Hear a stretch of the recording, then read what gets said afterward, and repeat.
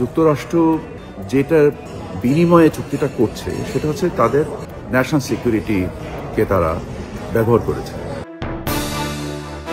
পাল্টা শুল্ক নিয়ে দর কষাকষির অংশ হিসেবে যুক্তরাষ্ট্রের উড়োজাহাজ কোম্পানি বোয়িংয়ের কাছ থেকে 25টি বিমান কেনার সিদ্ধান্ত নিয়েছিল বাংলাদেশ।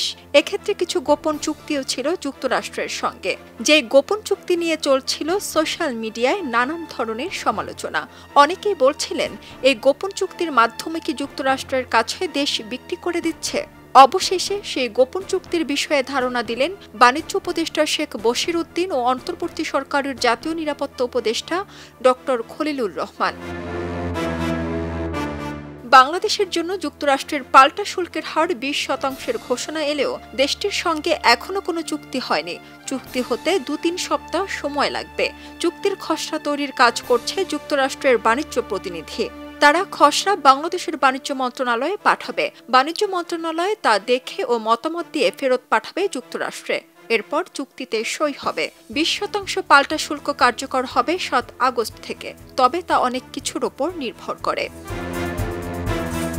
এদিকে ট্রাম্প প্রশাসনের পাল্টা শুল্ক সুবিধা কমিয়ে আনতে যুক্তরাষ্ট্রের সঙ্গে বাংলাদেশের গোপন চুক্তি নিয়ে চলছে অনেক সমালোচনা।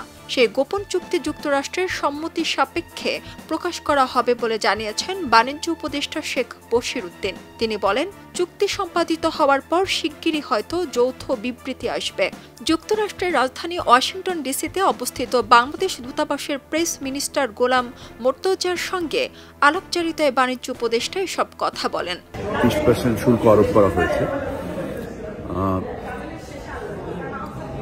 এটা সাফল্য ব্যর্থতা নির্ভর করবে বাণিজ্যিক সক্ষমতার উপরে, এবং আমরা এর থেকে ফল পেতে গেলে আমাদেরকে নিজস্ব সক্ষমতা এবং প্রতিযোগিতাশীলতা, এবং আমি এরকম একটা কথা শুনেছি যে আমাদের এখানে আত্মতুষ্টির কোনো সুযোগ নেই, এবং এই বিষয়ে আমি 100% একমত। দেশের স্বার্থ ক্ষতিগ্রস্ত করার কোনো উপাদান থাকলে আমরা সেই চুক্তিতে উপনীত হব না, এটাই তো স্বাভাবিক। কারণ আমরা তো আমাদের দেশের স্বার্থে স্বার্থবান।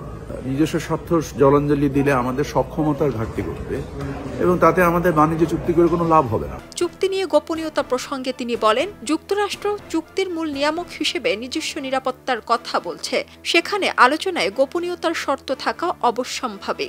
এর মাধ্যমে দেশের স্বার্থ ক্ষতিগ্রস্ত করার কোনো উপাদান থাকলে আমরা সে চুক্তিতে সই করব না। এদিকে যুক্তরাষ্ট্রের শুল্ক আলোচনা ও গোপনীয়তার প্রসঙ্গে অন্তর্বর্তী সরকারের জাতীয় নিরাপত্তা উপদেষ্টা ডক্টর খলিলুর রহমান বলছেন, আমাদের তরফ থেকে চেয়েছে আমরা যেন কোনো ভূরাজনৈতিক ফাঁদে না পড়ে যাই। সেই কারণে আমরা সব সময় চেষ্টা করেছি যাতে শুল্ক আলোচনার পাশাপাশি জাতীয় নিরাপত্তার বিষয়টি থাকে।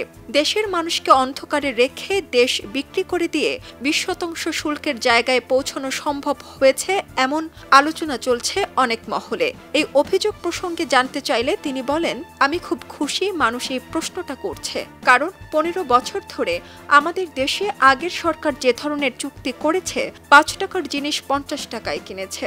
বিভিন্ন জায়গায় এখন আমরা দেখছি আমাদের জাতীয় স্বার্থ কিভাবে বিসর্জন দেওয়া হয়েছে। আমি মনে করি শুধু আজকে নয়, সব সরকারের কাছে মানুষের স্বচ্ছতার দাবিটা একেবারেই সামনে থাকা দরকার। তবে আমাদের দেশের স্বার্থের বাইরে কিছুই করা হবে না। সারা জেরিন, খবরের কাগজ। খবরের কাগজ, নিখাত, নির্ভীক, নিরপেক্ষ।